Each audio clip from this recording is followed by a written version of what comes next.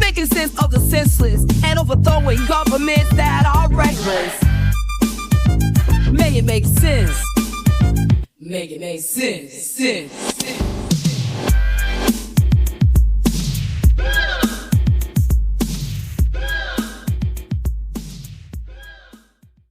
Pew, pew, pew, pew, pew. It's the dad. No, wait, no. This is the Make It Make Sense podcast. My name is Beastie Boys. And my name is Travis Lee. Hi, Travis Lee. Hi. You try to what you don't know. You try to trip me up every week with like coming up with a new funny name for yourself. What you don't know is that one of my other best friends, who I also do another podcast with, does that very same thing to me. And he's been doing it to me for 5 years. So I have learned to steel myself during your attempts to try to... You snickered. Yeah, you got a little snickered. You're going to get a snicker from me, but it's not going to throw me off. It used to throw me off so much I would forget my name when Adam would do it, and I would forget what podcast we were doing, whatever. Well, I forgot the podcast name again, but it's the Make It Make Sense podcast. Yeah, we are the Make It Make Sense podcast. Yeah. Mims. And we can be found all over social media. Devette is very active on there, on social media. The tweets and the twits and the tiki-talkies. And giving our opinions on things and seeking your opinion on things. And you can come interact with us. If you like something we say tonight, if you have something else you would like to add to the discussion, or you have some critique of any kind, you can catch us on social media. We're on TikTok, we're on Instagram, we're on Facebook. You can go check out our YouTube page, which I've been uploading the audio podcast to. If you want to go check them out there, there's no actual video of us, but we may have some short videos that we'll put up there soon. Maybe. Until we get our own studio, that's probably the best we're going to do. And there'll be a lot of videos of my cat. Yeah. I'm a little video shy sometimes, especially when my hair is not done. Well, you can let your cat do your speaking for you. She just goes meow. So I don't think people are going to understand that, Travis. So we have a very big episode today because once again, Trumple-Deedle-Dee and his minions are on some bullshit. Foolishness, tomfoolery, and ballyhoo. And this time, it has to do with one of my favorite departments, the Department of Education. They want to gut it, and Travis and I come from a city that is primarily black and brown, and that ain't good. Right, Travis? Yes, we went to the same high school together. If people don't know, we went to the same high school together in the central city, and we were both. You were bused there, right? I was bused there. Yeah. You were bused there from one side of the city, and I was bused from the opposite side of the city, and we came together in a central city school. And we learned, and we laughed, and we loved, and we met. And had that not been possible because of a program that had a busing component, I still could have went to school there. I guess Travis still could have too, and taken 19 buses to get there. I don't even know how I would have got there other than my parents would have brought me. But it's important that kids have choices. Make good choices, children. And, it is. And so that means funding from some point has to come from somewhere, because there's always going to be disparaging economic levels in communities until we live in a utopian society. There's definitely going to be disparaging economics there. So the funding, extra funding, has to come for school districts from somewhere. And right now it's supposed to be supplemented by the federal government. And the breakdown of the Department of Education, what they're trying to do in their cost-cutting moves, and they're trying to break down so that the states can handle education, and any funding from the federal government will go to the Department of the Treasury to like make decisions on, right? Right, and that's all bad. And we wanted to have someone to come on and talk with us about that, because again, we're not experts on any of this. I want to keep telling people, because people are just like, oh my God, y'all are so knowledgeable. Well, here's the thing. we research, we talk to people, and then when we really don't understand, we find someone who can help us understand. And this week, it is my friend, colleague, and just amazing badass organizer and advocate, Angela Harris. She's a Black elementary school teacher here in Milwaukee County. She works for Milwaukee Public Schools. She's worked for them for 20 years. She is the chair of the Black Teachers Caucus thingy. She'll explain later. And she's just somebody who has been fighting the Milwaukee County School Board as they go through changes and restructuring. And she just knows what's going on and how this will affect students, teachers, and families. We have been itching to get to this segment this month. And I just want to send a shout out to Nicole, who was supposed to be our other guest, but she fortunately was going to spend some time with her son, who is actually going off to college this year. And we hope to have them both on at a later time just to talk about that experience and how this baloney shit monster stuff is affecting kids. And it's unfortunate that this is happening, especially during Women's History Month. And yeah. Women, we're out here supporting you, and we hope everyone is doing okay. And because our episode is loaded on the back end, we really just want to get right to some history so we can set up things for Angela, and so you guys can enjoy Angela and not have to listen to me run my mouth for an hour. Yeah, but we're going to get into the history of the Department of Education now. So you're going to explain it to us what we're getting rid of. Yes. Right? Yeah, what we're getting rid of. This is what because we're trying to make sense of it. Right. So if you listen to Trump, right, he's talking about, like, they think the DOE, or the Department of Education, is, like, controlling all of the DEI. Like, that's where it all starts. And trans rights. Like, that's where it all is. Right. That's why everyone knows about trans people. That's why we wokeness, all of that. Right, Travis? Like, it's all a bad thing. And so, even if that was true. Right? Why is that bad? Like, why is a department that is supposed to help support the education of its citizens, why is that bad? Right. And why is inclusiveness bad? Why is diversity bad? Right. We could talk about that all day. That's a whole other episode that DeVet's innards do not have time for right now.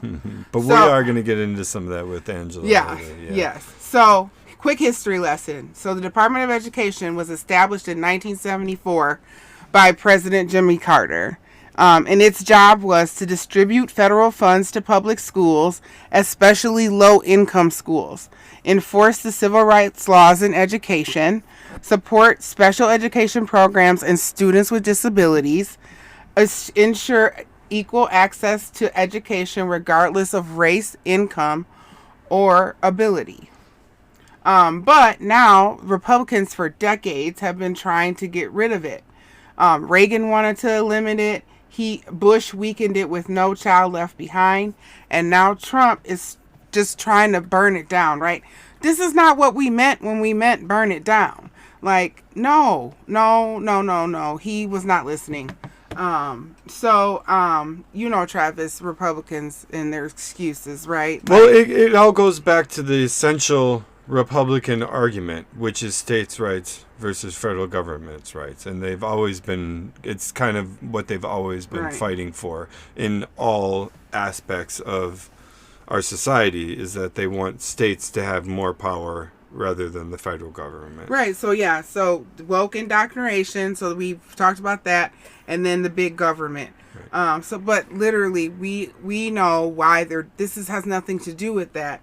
This is about dismantling public education and privatizing everything so the rich kids can make, the rich folks actually can make money off of our kids. Because essentially what's going to happen is, if everything is privatized, that means, one, they can charge for it, right? And so, oh, you want your kid to get a good education. Think about all the parents on the East Coast, because a lot of their stuff is privatized. Like, they have public schools, but then you got 30 and 45 kids in a classroom, right? And so to go to the best schools, you have to be auditioning schools as soon as the baby pops out your vag. Like, I watched my friend stress out about what Quaker school her daughter was going to go to until she was in 8th grade, right? Like, it's ridiculous on the East Coast. And I, for one, am a proud graduate of a public school. My mom taught for the public schools. I am not having any of this. She is turning over in her tomb right now. Like, what is going on the outside in the air? Yeah, when it's this whole argument that we're having with Trump too, with wanting to treat everything like it's a corporation and like it's a business, and if it's not profitable, all of a sudden you have to get rid of it.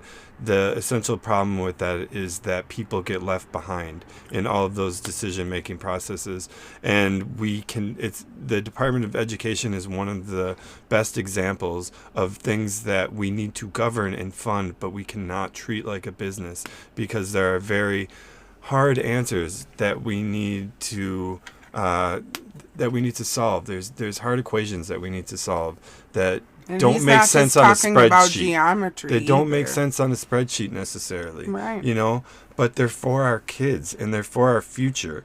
And that's where we need to make decisions beyond our pocketbooks and maybe scrimp in other areas. Like defense, or there's a lot of other things, but our kids like absolutely defense should come first. But I like the defense scrimping. And that's not to say that people on the right don't think that kids should come first too. We just have a very different view of what that means. And I think we're going to... Yeah, we'll hit on that. Yeah. So one of the things is that, and before we get ready to talk to Angela, you know, if you listen to the Trumpledee-Dees and their minions, you know, like, they're out there like everyone's being forced to take hormones, everyone's breeding bell hooks and having what are they having? Having kumbaya sessions and just like they're just out there just like contemplating, like, you know, what is the world going to look like when white people are eradicated? And like, that's not what's happening. Like, I don't even understand I don't even understand. But, so his entire, campaign and then like the Republican agenda, and I really hope later that Angela is going to talk about like how this relates to Project 2025. But like banning DEI programs. Okay, so bye. We know that's gone. See you later. And then targeting trans students and rolling back protections. Oh, wait, they've already done that. And then pushing for school privatizations and Christian national policies. Oh, wait, aren't some of the schools in the South got the Bible? And it's Trump's Bible, though. And it's missing books of the Bible. And so they want more school vouchers. Notes. Huh? The Cliff Notes. It's the Cliff Notes version, everybody. They want more school vouchers, charter schools to drain the public funding. Because, you know, a charter school, like, they partner with the school district to have schools.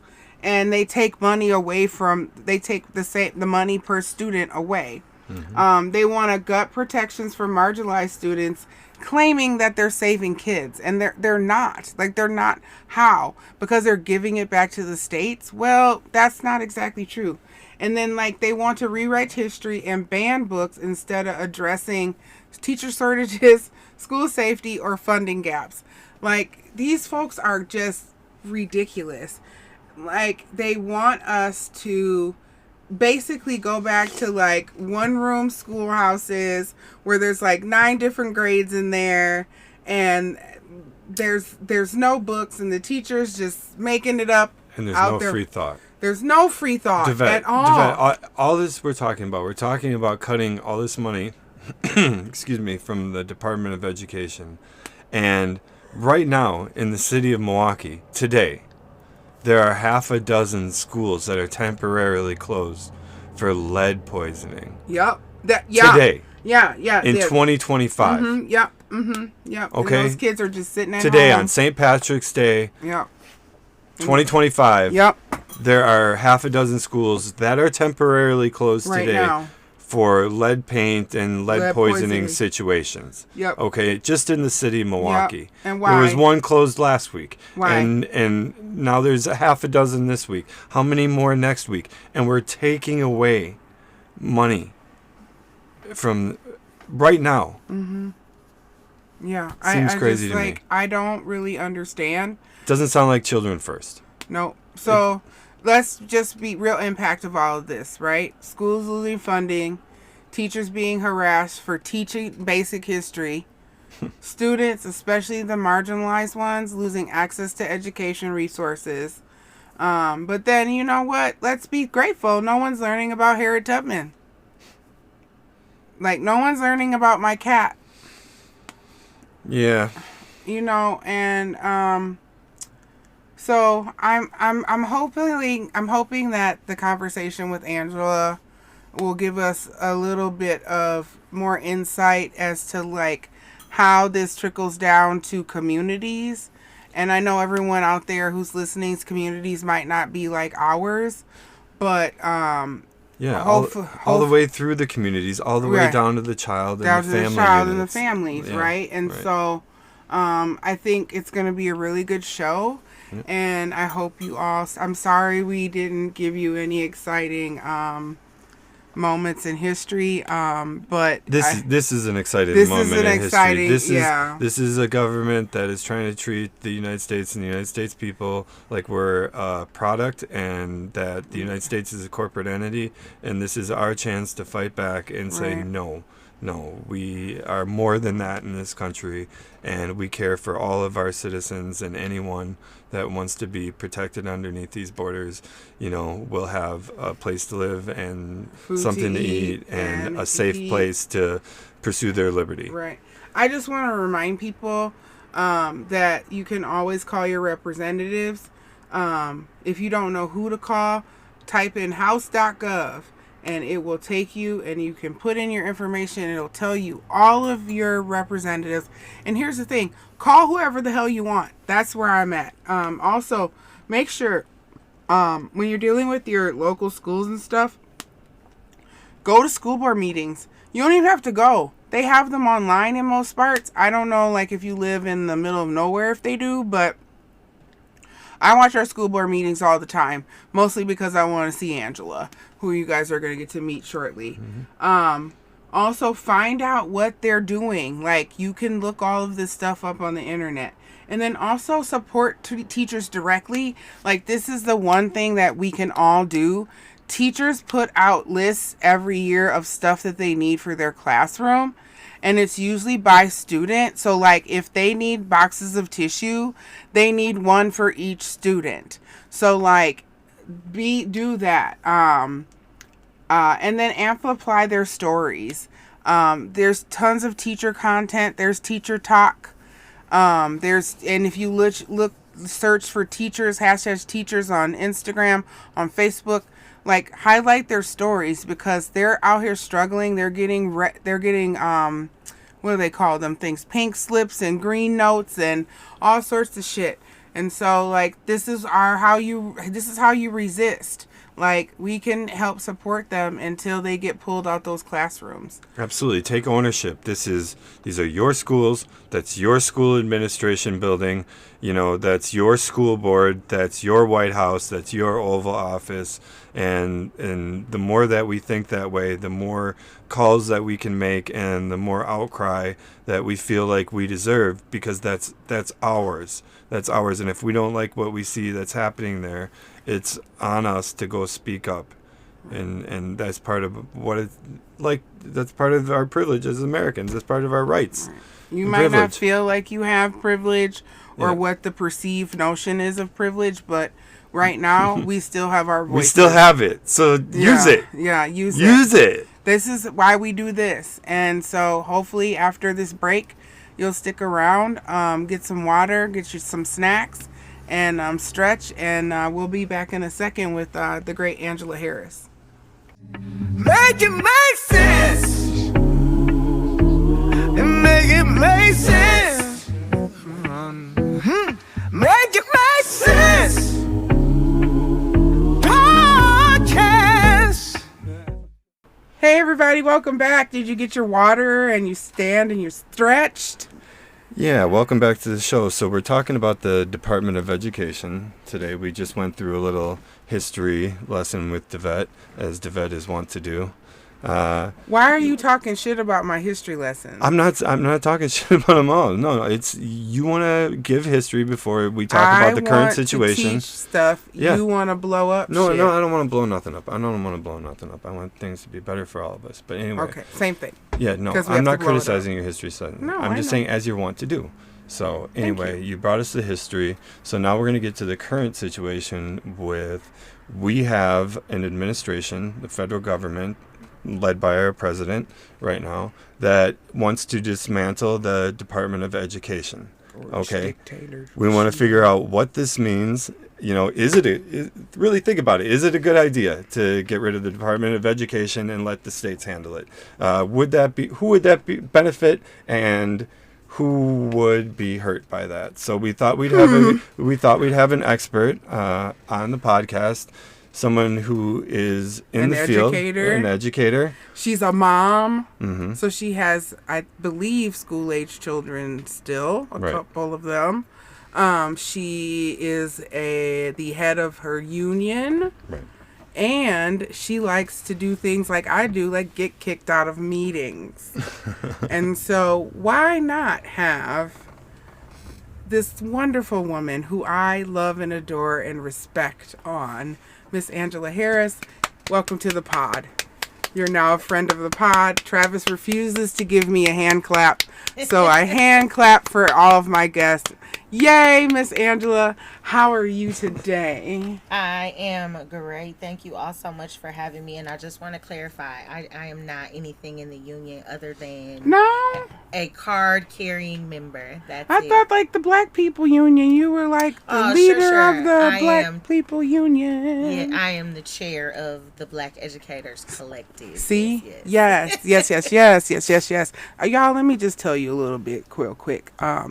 I don't go to school board meetings, but I like to watch them. And there were some last school year when they were getting out the trash, buy trash. Miss Angela said what she meant, and she meant what she said. And one time, they meant what they said, and I saw my friend get escorted away for just having an opinion that was correct. And my mom taught for MPS from 1975 or 4 till 2002. Ooh, God bless her. She taught third grade at Henry David Thoreau. Yeah. And then she taught second grade her last year, but they tracked those kids because she inadvertently taught them third grade. And they tracked those kids till they left. And those kids were 2 school levels ahead the rest of the time they were there. That's bet we could do a whole podcast about looping. I'm a firm believer that it'll really help us make up some of the academic deficits that our students face. But Yep. But that, that would require there being, money and people caring about black and brown bodies. But hey, that's a whole segment we're going to have. So let me just, Angela, is there anything you would like to tell the Russia, because we do have one Russian listener, what's up, to Moscow, about it, you or any, did we not touch on anything? I know you are learning Mandarin and you're going to help me. Right? I am. Yes. You work at the, what do they call it? The Chinese? The Milwaukee Academy of Chinese Language. See? Okay. Yes. And what grade do you teach? And I teach second grade. So I have been in education in some capacity for the last 20 years. When you asked me when did I know I was going to be a teacher, when I graduated from high school, my first job was working at a daycare center. Okay. And it was like, I got the bug once I started working in daycare, and I never stopped working with children from that moment on. And so it's been about 20 plus years now, and I have landed for the last 2 years at Milwaukee Academy of Chinese Language. There are not, people often ask me, are there Asian students that attend there? It is not a school for Asian students. It is a school for children that want to be immersed in Chinese culture. Yeah. Very similar to like a French immersion school or a Spanish immersion school. So they go to Chinese class. We teach them, you know, the numbers, the letters, like in the younger grades, obviously the numbers, the letters, like family members, things like that, so they can begin to build their Chinese vocabulary. That's awesome. Like that's like, wow. What? We're gonna learn another language that's not French or Spanish? It's awesome. You know, the rest of the world has those opportunities. Usually it's like part of public education to have multiple languages, and we're just getting into that in specialized schools here in the United States. It actually used to be more common, back in the day, and then we got away from because we didn't need to. No, because everybody should speak English. Because I know, and now we're trying to make English the national language, right? I mean, I say we, but you know, I'm not trying to do anything. I'm trying to leave people the fuck alone. What do you think about that, Angela? The president's efforts to want to make, I mean, this isn't a new thing, you know, but of course he wants to drag it up again with wanting to make English the national language of the United States. Do you think it matters? Oh, no, I think it is a horrible idea. And I specifically think about my school. Not only are we a Chinese language school, right? But we also serve a very large migrant and immigrant student population. So right now at my school, I would probably say there's 20 different languages that are spoken on a regular basis. And the comfort level that, like, say my Nigerian students feel when they're able to speak to each other in Swahili would totally be diminished if I were like, hey, you can only speak English in here, right? And so especially when we think about students, we want them to feel comfortable, and if they're comfortable speaking in their language of origin, we want to accept that and also, you know, encourage them to do that. Right.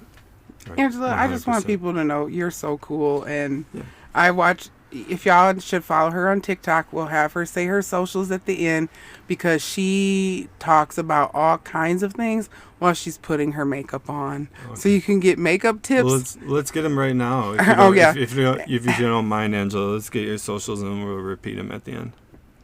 Yep, so I'm the Spicy Teacher on everything. So it's the Spicy Teacher MKE.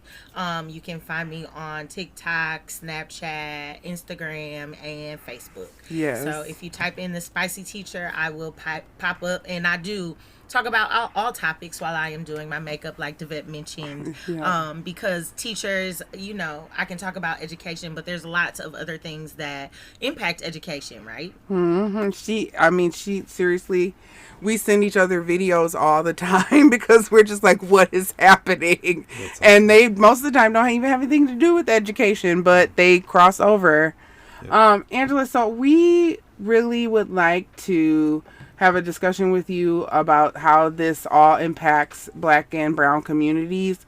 So the first thing is, I was thinking, let's talk about cutting budgets. And as I know, and as Travis knows, we both went to MPS for school. And so those schools, the inner city schools and the public school system and then Black and brown schools specifically are the schools that suffer first. So, do you have like a sense, or can you talk to us about how, if Title I funding disappears, like what would exactly happen? I think the impacts of losing Title I funding would be detrimental to most school districts. we're talking about in Milwaukee Public Schools, that could be 20 or 30% of our budget. Particularly thinking about the district as a whole, the majority of our student population, I believe the last statistics were around like 94 or 95% are Title I eligible, right? So we service 90% of economically disadvantaged students. And every school that has a high student population that is economically disadvantaged gets an extra pot of funding to assist with the needs of children that are economically disadvantaged. And when you think about Milwaukee Public Schools, and I mean schools across the state of Wisconsin, right, that are having to go to referendum to get more money, alleviate budget shortfalls, right, and to get more money. To lose any more money would be devastating. We're talking about potential teacher layoffs, right? We're talking about not being able to purchase supplies. There are already schools in our district that only get $25,000 for supplies for the whole entire year. And includes tissue and Kleenex and toilet paper and cleaning supplies and paper to make copies. And so when you think about it like that, a loss of $5,000 could really change a school's total trajectory, right? And any dollar lost is $1 too many. But when we start talking about 20%, 30% of a school's budget, that means that is going to be a loss of staff. Layoffs are going to happen. We already see it happening in places like Texas. Teachers are getting pink slipped at work right now. As we're sitting here. Yeah, right while we're sitting here. Someone has gotten a pink slip, and it's like I think I saw some TikToks of teachers like opening their pink slips, like saying, I just taught a whole day of school and then this was like slid under my door or was in my mailbox.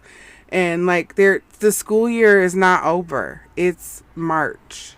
Yeah. So, I mean, what's the alternative then from the other side? Like, where do they think this extra funding should come from? From the states? That the states have to each make up their own plan for where this extra, because they know that teachers are ridiculously underpaid and are, having to buy school supplies already for their children. There's just not enough funding there. So taking this away, where do they intend that to come from then? From state funding then? So I think they would say, right, the idea is not to take things away, but to cut the fat at the Department of Education, and move these funding areas to other departments, right? So Title I funding would be moved to the Department of Treasury, and so the idea is not necessarily to cut the funding, but to put the funding in other areas. But when you think about bureaucracy, right, and how bureaucracy tends to work, and one agency communicating with another agency, it's like you wish you just had this one perfect agency that overlooked all of education. Oh wait, we already have that. Right, we have What the hell is the problem? Yeah, wait. If you want to audit a system, and go through a system and then come up with a plan later, but the way they're doing this is so reckless. I cannot. Okay, as dysfunctional as the current way we do stuff, this is just outrageous, and not in the fun way like Jem was. Just not like. I go to sleep every night and I'm like, sweet baby Jesus, please do not let anything worse than what has already happened happen while that man is up rage tweeting at 2 a.m. Right. So let's talk about that then, Angela. Let's talk about what the effects are down the line of, say, even, getting these 20% cuts, and say it's not, it's not picked up anywhere else, or, moved around to the Treasury Department, and they go from 20% to 5%, they just deem, it's, based upon your test scores, or, whatever you got to do to earn it. So I don't even know anymore. Wait, earn your money for your, everything for your tissue? everything's wait. Everything seems stop. to be based on merit in this. Okay, so wait, Angela, I'm gonna give you're gonna give a student. Is it like so? The school's test scores we gonna have like a lean on me situation. That is one of the ideas, you all. Like, I would be remiss to not say, like, in Project 2025, they actually list out, like, if schools are able to prove that they are, well, improving test scores is one, but also, like, there was some lines in there about patriotic curriculum, right? Like, if they are engaging in teaching patriotism at their school, if they are able to improve test scores, if they are... if they move away from diversity, equity, and inclusion, that those schools will then be eligible to get more funding, right? Because they are actually following the Donald Trump's plan. Right.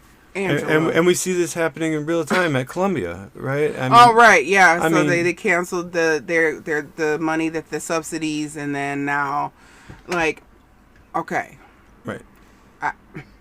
Yeah, so I can't. then the effects on the people that need the money the most, and we're talking about lower income families, and because the rich schools in the rich neighborhoods are always going to make it. If the parents even got to chip in to do it and sponsor a gym or something, or what I mean, or do a fundraiser, gym later, or whatever, they're always going to make it. Right. You know what I mean? But we're talking about gym. We're talking about the disabled children and special needs kids. We're talking about low income kids that always are the first to hurt from things like this. Okay, so that's a good segue, Travis, into the next little topic, because as a person who's living with a disability, as a person who has friends who were in special ed as a kid, like these cuts are gonna hurt them first.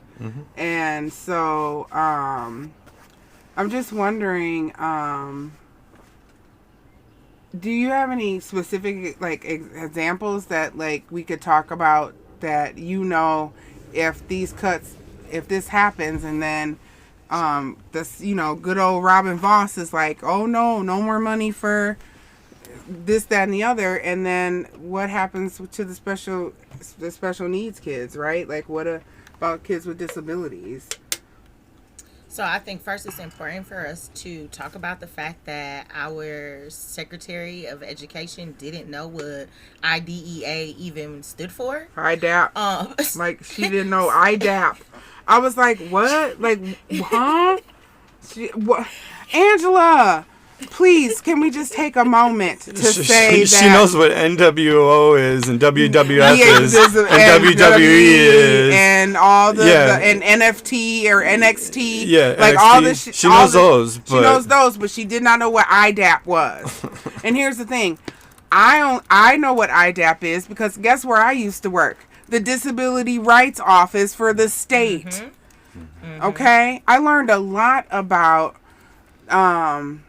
how MPS is historically horrible at upholding people's IEPs correctly. Yeah. And I'm just like, I used to sit in my room and think, everybody should have had a damn IEP at this rate. Like, we all should have had one. Like, go ahead, Edge. I'm so sorry, because I just couldn't believe she didn't know what IDAP was. She could have even tried to just, guess and been like, disabilities is in there somewhere, right? Like, she didn't even try, which I thought You have to look at the clip, Travis. It is so good, but so bad. I don't want to. It's so bad. I can imagine. But if we want to really talk about, how our special education students, now we know, number one, like you all both mentioned, these cuts are going to affect the most marginalized of our students, right? So it's going to be our Black and brown students and our students with disabilities. We're going to see a reduce in protections for those students, because when we think about IEPs, individualized education plans, and to your point, we should all have them. But when we think about individualized education plans, they come with parameters, right? They come with goals that the students have to meet. They come with a number of minutes that they have to get particular services. When we start to eliminate those positions in the Department of Education, that means that we are going to see reduced protections for our students, that along with suspensions. Like right now, you can't just suspend a student with a disability. You have to look at, if they have a behavior plan, if there are things that are written in their IEP that are specific to behavior before you can even attempt to suspend them. All of that kind of goes away. And then, listen, as we lose teachers, we don't just lose general education teachers. We lose special education teachers. We lose special education support teachers, special education resource teachers. So what does that mean for our students? The quality of services and supports they receive is also going to decline. Right. They're Like going what? to there's going to be so much of a domino effect. Yeah. Yeah, and then there's going to be one teacher trying to do everything. Right. And then you have the privatization of, you already have the privatization of prisons, right? And then you want the privatization, we're talking about privatization, sorry, it won't fall out of my mouth right now, that word. Privatization. But we're talking about that for schools too. So then we got to talk about like the prison, the prison pipeline. Prison to school, school to prison pipeline. Right. And how cyclical it can be. And especially... if we're losing this much funding and a lot of those support staff that we would have had, so like school counselors are probably going to be the first to go, and they're already gone. What are you talking about? Psychologists, and we've gotten rid of arts and music, and so kids don't have an outlet unless they play sports of some kind. Maybe because that still is profitable, right? Sports are always profitable, so you're in luck if you're into sports. But yeah, how can these funding and this privatization, how can it seriously affect the school to prison pipeline, Angela? So I want y'all to listen. The school, like the American School Counselor Association, has a ratio of like what an ideal like counselor to student ratio would be, and it is 1 to 250, right? So one counselor to every 250 students. What? The national average for the 2023-24 school year was 1 to 376. In Milwaukee Public Schools, we are at 1 to 650. Wow. That's basically like 1 or 2 per school, basically, is what we're talking about, right? If that. My school counselor is part-time. Yeah. Yeah, they're all part-time. We have 600 students in our school. And when you think about the things that our students already come to school with, not to mention all of the other things that are going to happen while they are at school, but the traumas that they face in the community. We have, in Milwaukee in general, we have an issue with houselessness and unemployment, and incarceration. Yeah, and all so of it. All of our students are coming to school with all of those things, and to have a counselor, a school counselor that is only there part-time, we are already behind the 8 ball, and now you're going to take away funding that could potentially impact that position even further. So we're talking about schools that may have 0 counselors, 0 social workers, right? 0 psychologists, they have to call somebody in because they will not have the funding to cover those positions. And then it puts more of a burden on you as the teacher to be there for the students, because you got to spend more time counseling these students sometimes because they've got no outlet, they've got nowhere else to go even within the school, and if they're not ready to learn, they're not ready to learn. And like you mentioned about the school to prison pipeline, we're going to see an increase in class sizes, right? An increase in class sizes means an increase in behaviors. No matter how we try to slice it. Like right now I have a class of 30. There is no way that by myself I should have 30 7 and 8 year olds, but I do. But now imagine if my grade band partner gets pink slipped because we don't have the funding for her anymore, and now we're talking about 60 second graders. Wow. Yep.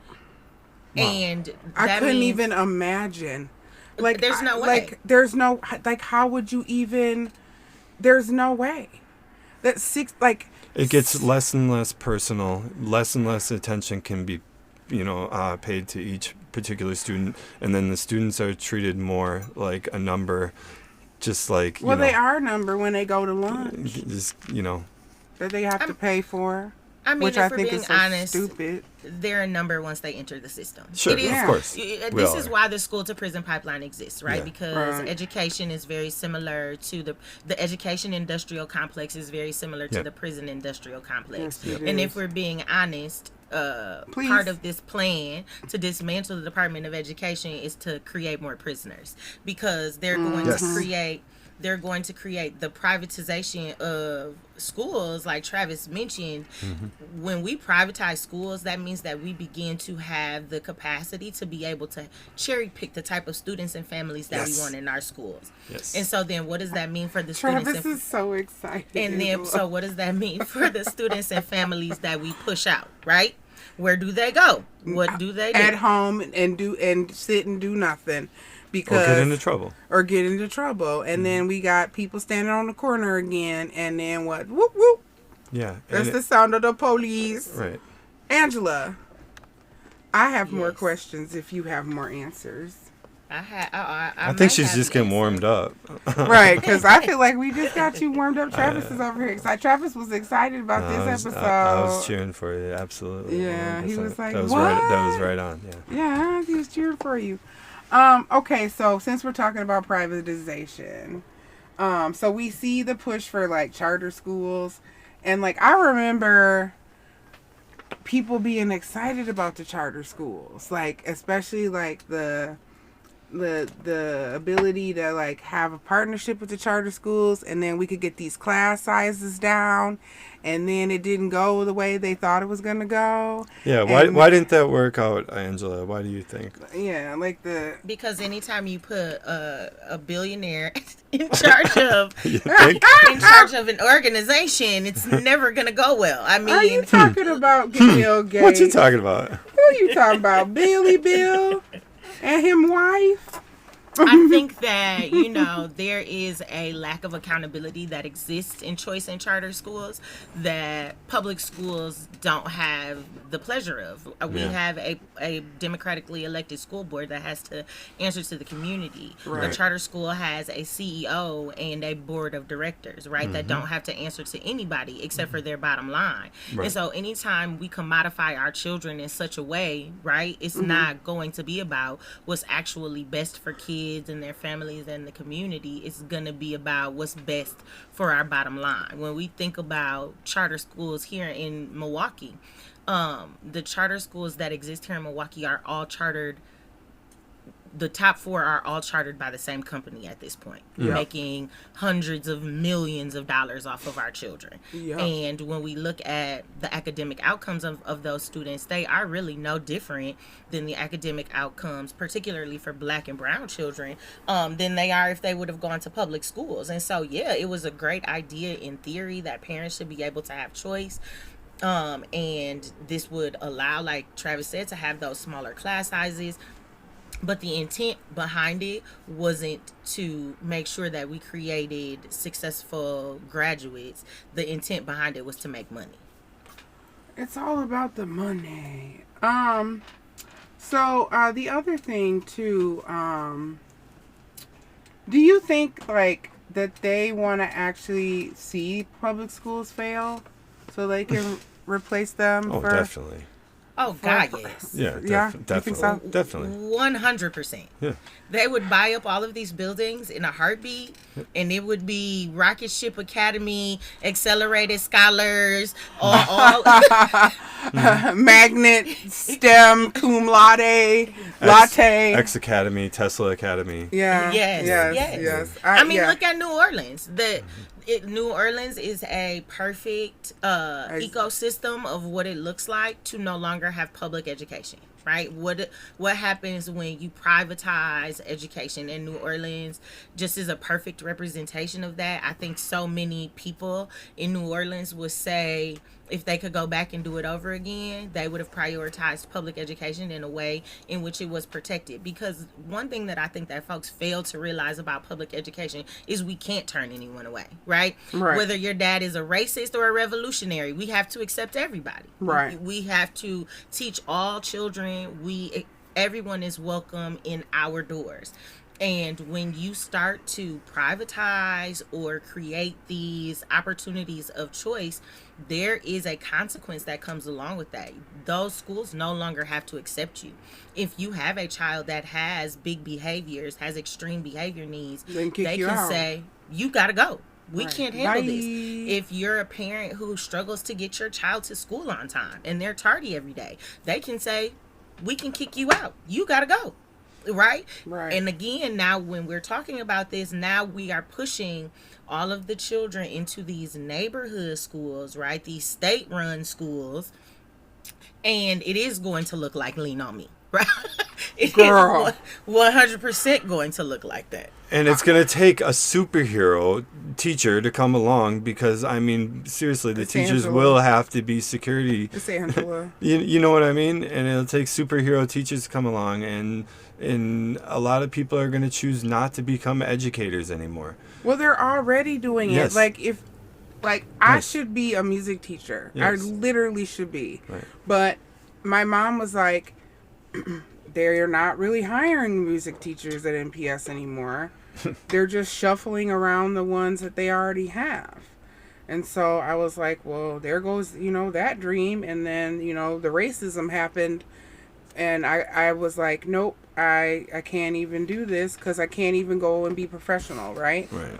And so that was the only kind of teacher that I wanted to be. Yeah. I wanted to be a music teacher because I didn't think I would be able to handle, being in a classroom, right? Absolutely. And so and then I watched my friends struggle to take the test.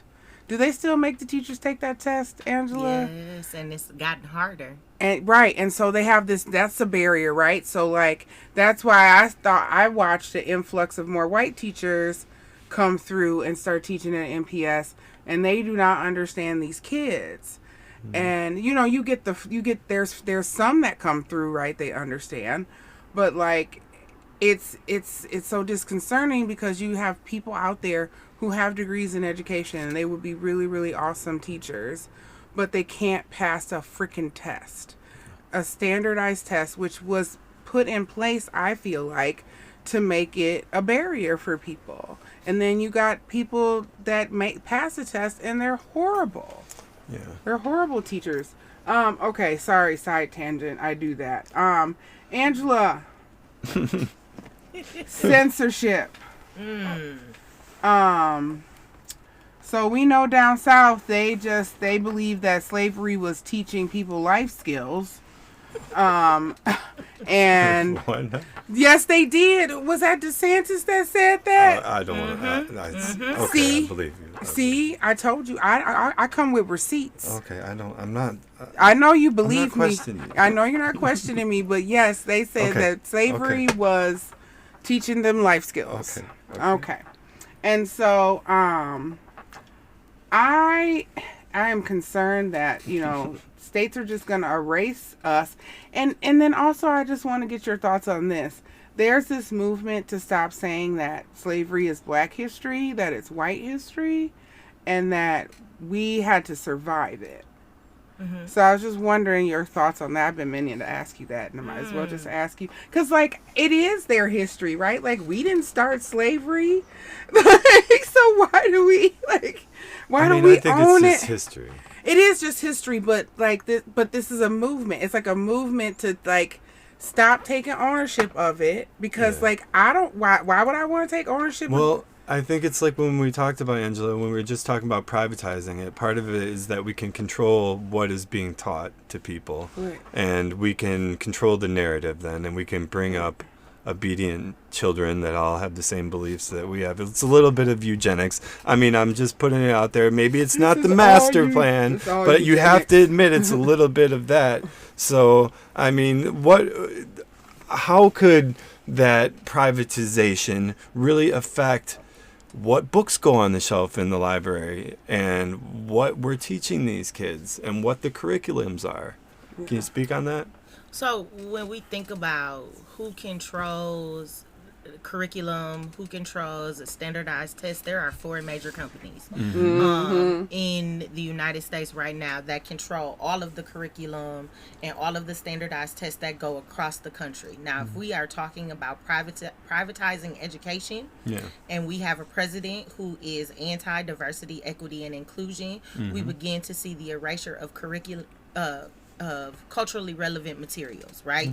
So we start to lose the black and brown and multi-ethnic and gender fluid and multi-abled children in our books and in our curriculum, and we begin to lose those stories if Donald Trump has it his way and we are teaching a patriotic curriculum.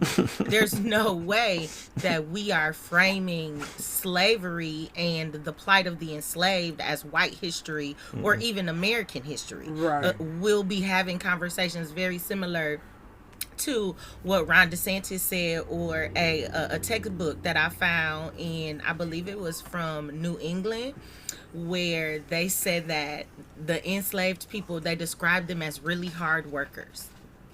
Oh, wow. Okay, well, that seems. I mean, Angela, I mean, Angela. I mean, yes. My mom is somewhere turning over in her tomb right now. Like, what are these children having to deal with? Like, could you imagine my mother being alive right now?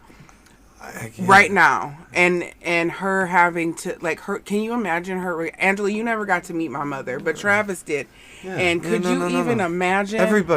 My mother would. Well, Travis's mom was a social worker, right? We were brought up, right? Right, and so Travis' mom's a social worker, my mom being a 3rd grade teacher, and all of her teacher friends, like, my mom's best friend, who is now my bonus mom, right? Like, I call her at least once a week, and we're just like, we just grab our faces. Yeah. Like, I just go ahead. I'm sorry, just go ahead. Like, when we think about it, for you and I, David, we are probably 2 generations removed from somebody that has a direct connection with a person that was enslaved. Oh, okay. So I'm 2. I'm only 2, right? It's my great grandmother. So to hear that it's being described as beneficial for them, or they were really hard workers, my big mama would laugh in your face. Right? Like, my dad, my father, my older American roommate, you've heard me call him that, picked cotton as a 3 and 4-year-old on a plantation in North Carolina. Okay? With his dad and my aunt. My mom's dad was only born in like 1903. Okay, so you see what I'm saying? Like, my parents grew up in Jim Crow South. They didn't come here until the 70s to Wisconsin. So like, for people to just dismiss that there was this whole world where black people had no rights and say that it was so long ago, ask my dad about that. And so if we starve public education, right? Because we begin to cut Title I funding, we begin to cut resources and supports for our students, and we increase the privatization of our schools. We increase access to charter and religious private schools. We begin to see state mandated curriculums where all of those things are erased. We begin to see books being pulled off the shelf, right? Yeah. We begin to see all of the things that make our schools inclusive environments go away, and we see what I have this picture in my mind of like this classroom where all of the desks are in straight rows, all of the children are white, and they are all dressed the same, right? They're facing the white teacher. What is that? Do y'all ever read A Wrinkle in Time? Uh-huh. Where the kids all come outside and they bounce the ball at the same time? Yes. And that's just like it's like Stepford children, right? Like that's just the picture in my mind of what classrooms will look like if Donald Trump is able to successfully dismantle the Department of Education. I think our only saving grace is in states where we have democratically elected governors. They're going to do their best to try to protect the children, but if the money's not coming, the money's just not coming. Right. And so let's talk about that then. So we clearly have an education system in this country that does need some work, right? We're not a perfect system. No one's perfect. So if this isn't the solution in a perfect world, Angela, what could we do in this country to improve our situation? Where could we take maybe funding away from, and where could we direct it to do more good? I think the first thing that we need to look at is the way in which we choose to fund our schools. We can no longer rely on property taxes as a source of school funding, because this is how we create these disparate educational experiences. Of course, children in Shorewood and Pewaukee are going to have a better educational experience. They live in $1 million mansions, right? Their parents are paying a decent amount of money to live in that area. In Milwaukee, we have a higher percentage of people that are renters, not even homeowners. Right. The homeowners who own the rental properties do not live in Milwaukee. They live in the outlying suburbs where their children also attend school. So they're paying property taxes there, a larger amount of property taxes there and a smaller amount of property taxes in Milwaukee. And they also don't have what is the word that I'm looking for? They are not as concerned about what's happening if they don't have that investment in Milwaukee Public Schools as a person like myself who is number one, a homeowner, right? And I'm complaining about my property taxes going up because of the referendum, also understanding that goes directly to the schools in which I work. But we have got to change that funding formula. I am a huge advocate for equity. And equity requires us to look at what is needed for all of the parties involved, right? So if MPS were to implore an equity model, they would look at each school as an individual school. They would do a needs assessment, and then they would fund that school based upon that needs assessment. Because there are some schools who are going to require a large amount of assistance, and there's some schools that are not going to require as much. Like I think about like Fernwood Montessori in Bayview, right? Their parents are that is a predominantly white school in a predominantly black district that is very well resourced. And one of the reasons it is so well resourced is because the parents have the money to contribute, whether it's through PTA or through fundraising opportunities. But now look at a school like mine, where the majority of my families are either economically disadvantaged or are new to this country. Right. And they don't got nothing.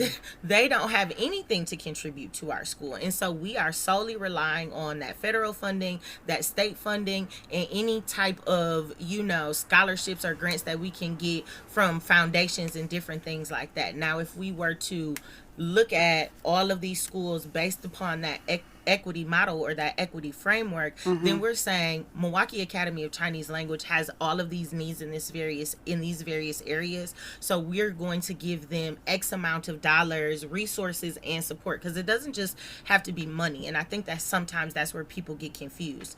Bodies are also a resource. Support is also a resource. And so things are a resource. Things are a resource. Right? Thank you, Kleenex, for these Kleenexes for the year. Thank you, Crayola, for these crayons for the year. Thank you, people who have reams of paper, for this, these things. And aren't those things tax writable for these folks? Y'all don't want to pay taxes as it is, so give away some product. But I don't know nothing, I guess. I don't know nothing about nothing. Yeah, it seems like it would be. If you want to get the corporate world really involved with helping out the schools, which is an entirely possible thing. I mean, get more maybe donations from some of these companies. Yeah, and they maybe, used to do that stuff. Like, yeah, I know they used to do it more often, but like I don't understand what their situational. It's only in are. the best interest of corporations for public schools to produce better students, and I don't know, maybe providing some of their they're products. not producing the right better students is the problem. Right. I think, right, right, you know, right, we got all these right. black lawyers and Right. black doctors, and nobody wants them. Right. They wanna. So, I mean, what can we do about all this? So, I mean, Trump is really trying to break this all down. Sucks. What can we, instead of sitting around on our hands and worrying about it, what can we as concerned taxpayers and voters and parents and General lovers of education. What can we do to turn this around, Angela? So one of the things that I always say when I'm ending my TikToks and I'm talking about all of the stuff that Donald Trump is trying to do in terms of the Department of Education, there's two things. The first thing that I say is do not comply in advance. Mm-hmm. We don't need any of our districts, any teachers in classrooms to be complying in advance with any of these executive orders, any of his attempts at shutting down the Department of Education. We don't need to comply in advance, and we need to proceed until apprehended. That is one of my favorite quotes by Florence Nightingale. Yes. Listen, I say it all the time. Proceed until apprehended. So we're going to keep doing what we've been doing, right? We're going to keep teaching the historically accurate truth. We're going to keep up those everyone is welcome here posters in our classroom. We're going to continue to meet our students' social and emotional needs, and then we're going to advocate for our students. So whether that is at the local level through your democratically elected school board, because at the end of the day, those folks are elected to those positions to listen to the community and to listen to the people. And so if they don't listen to the community and they don't listen to the people, that means that we have to get them out of those seats. We also have to be very, very protective of those seats as well, even all the way up to state superintendent, because folks will say that those seats are nonpartisan, meaning, right, those people are not conservative or Democrat. They are working towards the best interest of all of our students, but we know that is false. We know that people have a set of values in which they use to make decisions and to make policies, and so we want to make sure that we are electing people that are aligned not with the decisions that Donald Trump is making, but that are going to be aligned with what is in the best interest of our students and keeping diverse, equitable, and inclusive classrooms. I also think that at the state level, we've got to begin to hold our senators and our congresspeople accountable for the decisions that they are voting on right now and how they are drastically impacting our lives. And if there is a fast action that you can do, I think that NEA has one right now that you can sign. They are actively working on suing Donald Trump and the Department of Education to block his attempts on shutting down the Department of Ed, as well as his attacks on DEI and our immigrant students. So please make sure that you are paying attention to like what those large education organizations are doing. And then, like I said, at the local level, make sure that you are voting for folks that are not aligned with Donald Trump and the conservative plan to shut down the Department of Education, that we are voting for folks that want to create classrooms that are representative of what our nation looks like, right? We have a diverse nation. We have a nation that, for all intensive purposes, should be inclusive to all people, right? And so we want our classrooms to be representative of that as well. It's not my job to make compliant workers. That's not what I do. My job is to create critical thinkers that are going to change the future. Yes. And you're going to have to pull me out of my classroom kicking and screaming and before I stop doing that. Pull me and her while I'm holding her in her classroom. Thank you. Yes, Thank you, Angela. Angela. Seriously, you get all the claps and snaps. Thank you. like I said, I don't hang out with no half-ass people. Like, I can't. Like, no, that's spot on. Yeah. We need a million Angelas in this country. And there's some out there, but No, they're not friends with me. There are. Thank you. That was some great action. You just mentioned your socials again, Angela. Can you repeat those for everybody if they want to follow you? Certainly, if you want to follow me, I am the Spicy Teacher MKE on all platforms: TikTok, Snapchat, Instagram, Facebook, and Linktree. Awesome. So before we go, we are going to invite Angela to help us with our favorite segment we have here. Oh, who we can meet outside? Yeah, who we catching outside this week? I want y'all to know, speaking of the Catch Me Outside girl, she's back in the news. Oh, no. Yeah, she Here's got the beef dish. with somebody. Can you imagine that? With Arkansas. Yeah, she got beef with Arkansas. Like the entire... No, this is a rapper. Or Oh, okay. I was TikToker going to named- say, like... It's a TikToker named Arkansas. Oh, okay. Alabama Barker. Yeah, Alabama. Travis Barker's daughter. Travis Oh, Barker's really? daughter. Yes, she got beef with Travis Barker's daughter. Okay. Yeah, like Juicy. rap beef, I think, too. Like, I was so confused, and I was Oh, like, what a wait, world what? we live in. And then somebody had leukemia or cancer. Oh. She does. Who? Bad Baby. Bad Baby got yeah, that's her name now, Bad Baby. Okay. See, I knew Angela would know. She be knowing. I think that's how I found out, was because Angela was talking about it. If I'm not mistaken, on her TikTok doing her makeup. I probably was. Okay, Angela, because you're the guest, who do you need to catch you outside? Catch me outside. You know who I want to catch outside right now in this very moment. I want to catch him. I'm gonna bring it local. I want to catch outside Brittany Kinzer. She is running for state superintendent of Wisconsin. Yes. She has framed herself as a nonpartisan candidate. Oh, but yeah. When What? you dig a little deeper, she's gotten over $200,000 in campaign donations from some of the top Republicans here in our state, the U-Lines, Ooh. right? There are some people who are giving her big money. Ooh. And I just recently found out that her campaign manager, Amy Loudenbeck, is a Trump supporter. Loudenbeck? Yes. Like the Loudenbecks whose son stole all the money, Loudenbeck? I believe so. What? I believe so. You heard it here first, people. So before Check I, those campaign finance sheets. Yes. That's where you can always find out. Follow the money. so I'm gonna catch Brittany outside before she ever becomes state superintendent. I know that's right. Okay, so that's something you learn, people, from us. You go follow the campaign finance sheets, because we found out that somebody that used to be on our school board was taking money from charter schools. I wonder if Angela can guess who that was. I would never guess. Girl. Was it Michael Bonds? No. It was the person who wasn't living in a district. Oh.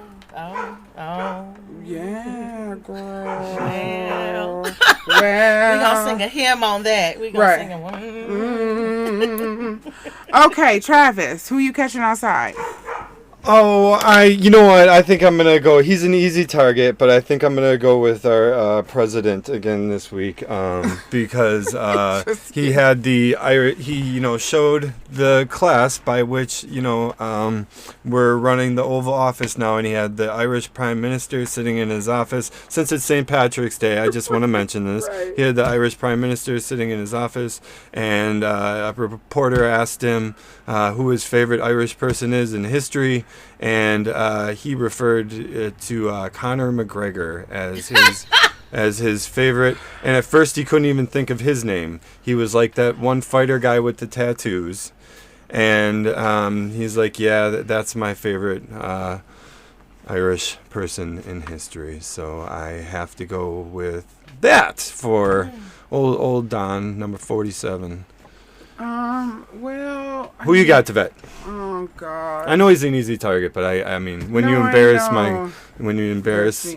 my country in my Oval Office, that kind of bothers me. So I want to add to Donald. I want to add to Donald because for him having the used car show on that was particularly embarrassing. White House lawn. Yes, absolutely. Caroline can always meet me outside. Caroline Levitt, me and her can always, because she got one. Why does she think she can just disrespectfully yell at people and talk nasty to them when she's in front of that camera? Like, I still don't understand, but because that's the kind of behavior that their supporters respond to. Mm-hmm. Oh, okay. Well, I can't. I literally. It's not the truth. It's about how you say it. I watched the press thingies because I just one day hope that somebody comes with a huge what them things, the thing to pull you off the stage. The hooks. Sandman. Yeah, Sandman Sims, God rest his soul. But I hope he would come down with the hook and tap dance her ass off of the podium. Right. I mean, I'll take Scaramucci at this point. Like, I know he's not ever coming back because he hates Donald Trump. But also, Chuck Schumer, you and your niece can meet me outside. Mm-hmm. I'm not going to fight you because you old. But we need to sit down and talk about unity. Yes, I understand that the bill had to pass because we did not need the government to shut down. Because if the government is shut down, that means the courts aren't working, and the courts are the only thing we have right now. Right. But at least attempt to show some unity, and because I have hold on to the last second, negotiate, right? Do something. But don't just be like, we're gonna just jump right in and take your cronies with you, who I have listed on my Facebook page, and then I got old people out here. Well, he had to do it. Yes, of course. Yes, of course. We're not dumb, okay? I think there's these younger boomers who think we're dumb. We're not dumb, but we need you to, like, the dumbs are just, as you'll remember from the list we read earlier, they're not smart. Well, they're not coordinated right now. They're not coordinated. They're not on the same. This is about smarts for me, and we really need some better. And leadership. I don't know what did Hakeem Jeffries get picked because he smiled good. Yes. Okay, well, see, then Angela figured it out. Me and Angela should run the world. All right. I'm far too revolutionary for this conversation because what are you willing to lose? No, here's the thing, Angela. We already know. They would not be ready for us because I'd just be like, you know what? You're dumb. Good. I would be worse than Donald Trump firing people. Stop it. I would, because I wouldn't get rid of departments. I would be getting rid of people. I would go to the Defense Department. If you can't cut this in half by tomorrow, I don't know what to do for you because y'all are spending too much money. It's other things that y'all can do this cheaper. That belt does not need to cost $40. Right. So while our kids don't have our kids don't. They have to pay for their lunch. Yeah, they have to pay for lunch. Right. They have to go to this place every day for how many years of their life, and everybody has to pay for lunch. Right. No, Angela, did you have fun with us? I did. It was such a pleasure, and I hope that you all will have me back sometime. Listen, we will have you on for something a little less serious than the Department of Education. But here's the thing. Travis and I don't know anything about the Department of Education, and so that's why we brought in an expert. Well, I appreciate it. Thank you, and y'all please follow her, and please follow us.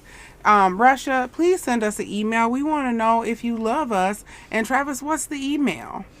The email is makesensepodcast123@gmail.com. You're looking at me like you put me on the spot, like I wasn't going to have it. I was going to say, what if they want to buy us a coffee? Well, if they can go to buymeacoffee.com/makesensepodcast or Make It Make Sense Podcast, and they can sign up for a one-time donation or a monthly membership. And DeVette will do all kinds of I won't do all kinds of things. She would. Well, okay. I mean, like give shout outs and sing songs and all kinds of fun stuff. I will shout out fun stuff. I will sing you a song if you ask me if I know the song. And the funds will go towards getting us better equipment and better studios so we can make better shows and have wonderful guests like Angela. Thank you so much for being on the show, and we'll see you all next time on Make It Make Sense podcast. Peace. Searching for the light shines through the shadows. With every step I take, I'm trying to find my way back home. Let's